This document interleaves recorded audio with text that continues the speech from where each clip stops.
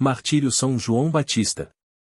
Você já ouviu falar de um homem cujo poder espiritual confrontou um rei e uma nação inteira? Hoje, você vai conhecer a incrível e corajosa história de São João Batista, o profeta que preparou o caminho para Jesus e pagou o preço mais alto por sua missão. Neste vídeo, mergulharemos na vida desse grande santo, desde sua pregação no deserto até o trágico e heróico martírio. Fique conosco para descobrir como o exemplo de São João Batista ecoa através dos séculos e inspira os fiéis até os dias de hoje.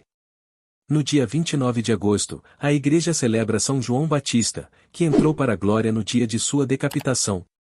Quando São João Batista, o preclaro precursor do Messias, abandonou o deserto, para onde havia se retirado por inspiração do Espírito Santo, dirigiu-se ao Rio Jordão, onde começou a batizar e pregar a penitência, preparando, dessa maneira, o terreno para a nova doutrina do Salvador, nosso Senhor Jesus Cristo. Abusos e vícios detestáveis haviam se infiltrado na sociedade judaica, e São João Batista se propôs a combatê-los energicamente. No comando do governo estava o rei Herodes, cognominado Antipas, filho daquele outro Herodes, por cuja ordem foram assassinados os inocentes de Belém. É o mesmo Herodes Antipas que figura na paixão de nosso Senhor Jesus Cristo, para quem Pôncio Pilatos enviou o Salvador, recebendo dele apenas escárnios e a zombaria dos soldados, que lhe vestiram uma túnica branca. Herodes Antipas vivia de modo escandaloso, tendo raptado Herodíades, esposa de seu irmão Filipe. Essa união ilícita era um mau exemplo e um grave escândalo para toda a nação. Ninguém se sentia com coragem de censurar o monarca e de chamá-lo à ordem. São João Batista, porém, não podia assistir a tal coisa de braços cruzados. O Evangelho narra que Herodes se sentia atraído pela extraordinária personalidade do Batista e ouvia com agrado as suas instruções. Diz ainda que São João declarou-lhe, com toda franqueza, e não te é lícito viver com a mulher de teu irmão.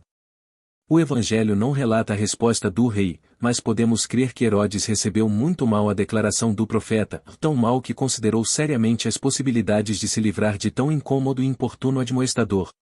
Se não agiu imediatamente, foi porque temia o povo, que dedicava grande veneração a São João. A mulher, entretanto, se sentiu ainda mais ofendida e, após muita insistência, convenceu o rei a encarcerar o santo precursor. Na prisão, São João recebia as visitas dos discípulos, que avidamente ouviam as instruções do Mestre. Alguns deles foram, a mando de São João, até o Divino Mestre para lhe dirigir a seguinte pergunta: vês tu aquele que há de vir ou devemos esperar por outro? São João mandou fazer essa pergunta a Jesus não porque duvidasse da sua divindade e missão messiânica, mas para que os discípulos tivessem a oportunidade de conhecer o grande Mestre, de vê-lo, ouvi-lo e presenciar suas maravilhas. É a opinião dos Santos Padres que a prisão de São João tenha ocorrido em dezembro, mantendo-se o santo encarcerado até agosto do ano seguinte. Era em dezembro que Herodes celebrava, com pompa, o seu aniversário natalício. No sumptuoso banquete estavam presentes muitos convidados, entre eles os príncipes da Galileia. Parte do programa incluía uma dança oriental, executada pela filha de Herodíades, chamada Salomé. A jovem desempenhou tão bem o papel de dançarina que Herodes, para demonstrar seu contentamento, prometeu dar-lhe qualquer coisa que pedisse, ainda que fosse metade do reino. Essa promessa, levianamente emitida, foi ainda confirmada por um juramento. Salomé, admirada e perplexa diante da inesperada generosidade do monarca, consultou sua mãe sobre o que pedir. Herodíades, vendo a oportunidade de se livrar do odiado profeta, não hesitou. Vá, disse ela resolutamente à filha, e peça a cabeça de João Batista. Sem pestanejar, a leviana dançarina transmitiu a ordem da mãe ao rei, declarando em voz alta, para que todos pudessem ouvir: quero que me deis, num prato, a cabeça de João Batista. Diante de um pedido tão bárbaro e desumano, Herodes ficou aterrorizado, mas, não querendo decepcionar a jovem e lembrando-se do juramento que havia feito, acedeu e enviou guardas à prisão onde João estava. A ordem de decapitar o profeta foi imediatamente cumprida, e poucos momentos depois, Salomé recebeu o que desejava, a cabeça de São João Batista, servida num prato. Os discípulos, ao saberem do crime, retiraram o corpo do querido mestre da prisão e lhe deram um honroso sepultamento. Os assassinos não escaparam da vingança divina. O rei da Arábia, cuja filha, esposa de Herodes, havia sido repudiada pelo tirano, iniciou uma campanha contra o adúltero, derrotou-o e o exilou. O imperador de Roma, por sua vez, desterrou-o para Lyon, na Gália. Assim, abandonado por todos, fugiu com Herodíades para a Espanha, onde ambos morreram na maior miséria. Consta que Salomé, ao atravessar um rio coberto de gelo durante um rigoroso inverno, teve sua cabeça cortada pelos pedaços de gelo que se chocaram entre si. Reflexões.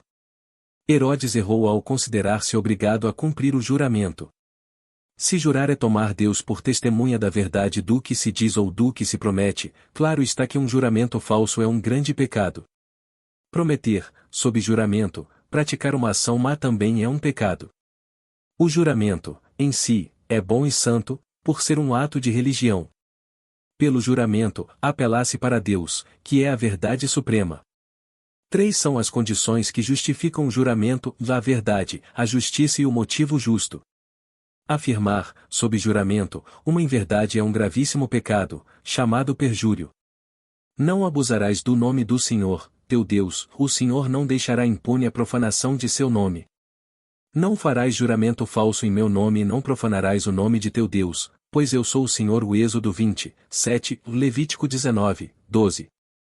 A vida seria insuportável se não tivéssemos a certeza absoluta da justiça de Deus, que põe tudo em ordem, isto é, que dá à virtude a recompensa que merece e ao pecado o justo castigo. Se assim não fosse, o martírio de São João Batista e tantas outras injustiças e atrocidades clamorosas não teriam solução. O que sempre se observou, e ainda hoje se observa, é que os justos sofrem enquanto os maus desfrutam de prazeres. Os justos são perseguidos e desprezados, enquanto os maus são estimados e festejados. Vemos, nessa circunstância aparentemente monstruosa, a atuação da justiça divina. Não há ser humano que não seja pecador e que, pelos pecados, não provoque a justiça divina, assim como não existe criatura humana que não tenha boas qualidades e méritos naturais. O pecado deve ser punido, onde quer que seja encontrado, o pecado do justo também exige castigo. Eis porque os justos já sofrem aqui na terra, para que sua felicidade no céu não seja comprometida. A virtude e a boa obra devem ser recompensadas, onde quer que se apresentem, a boa obra do pecador também exige recompensa. Não podendo ser recompensada no céu, recebe o pagamento na terra, o que é de inteira justiça. Não é um mau sinal, portanto, se a vida parece ser uma corrente contínua de sofrimentos.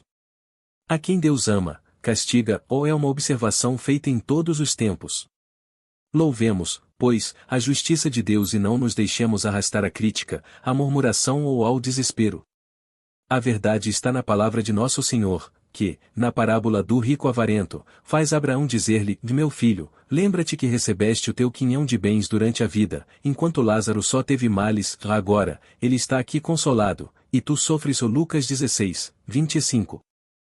Santos do Martirológio Romano, cuja memória é celebrada hoje. Em Roma, a morte de Santa Sabina, durante a perseguição de Adriano. Viúva, deveu sua conversão ao cristianismo à sua escrava Serápia, no ano 126. Em Roma, o martírio de Santa Cândida, virgem. Seu corpo foi trasladado por Pascoal I para a igreja de Santa Praxedes. Em Constantinopla, o martírio do bispo Hipácio e do sacerdote André, no tempo do imperador Leão, o Isauro.